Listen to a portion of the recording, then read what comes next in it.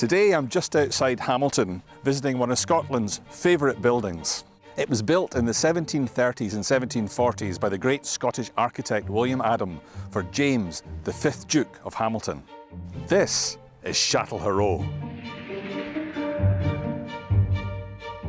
The Hamiltons were and are the greatest of the great families of Scotland, and they were immensely rich, and all that money allowed them to build fantastic things like Hamilton Palace, the greatest house in the whole of Scotland. We're not entirely sure where the Hamiltons came from and when they arrived in Scotland. The view is that they came from England. They are loyal to Edward I until Bannockburn, and they see the way things are going, and that's an incredibly important decision at that point. And it is in a very abrupt about turn that they side with Bruce, and they're rewarded for that. The Duke built Chatelherault as a hunting lodge, and this is where he kept his hunting dogs, which is why he called it his dog kennel.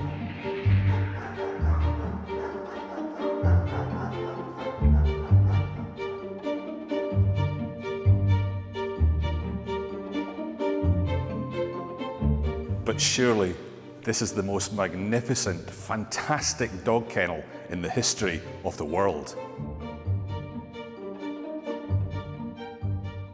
It's almost impossible to believe today, when you see all this fantastic plasterwork around us, that this 30 years ago was a complete ruin.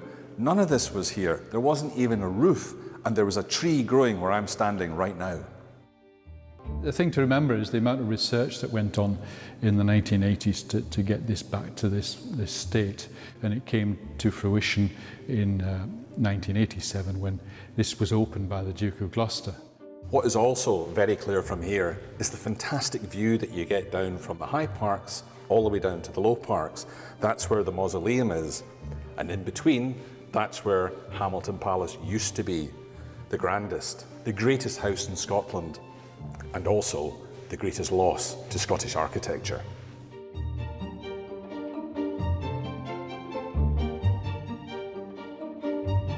There's lots of really, really special things about Chatelherault, but there is one thing in particular, a secret which you really need to know before you come here for the first time.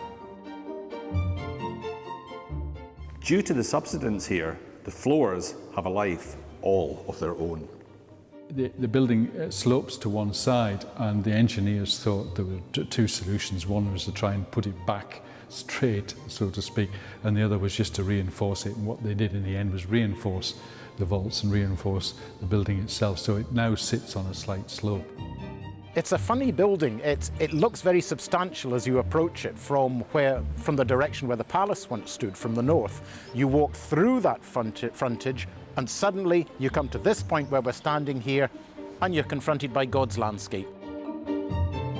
Society is completely different now. The nobility don't have that revered position that they did back in the 16th century, where, you know, in the early modern period, everybody knew their place. There was the monarchy, there was the nobility, there was the clergy, there was the lairds, and then there was everybody else, and so everybody accepted their place. Whereas now, that traditional feeling for the nobility or that traditional role in society doesn't exist anymore, whereas the Hamiltons were part of that, and they maintained that through canny ways as well as because of their position and power. They are incredibly important in terms of not just local history but also national history throughout the early modern period. They were major players.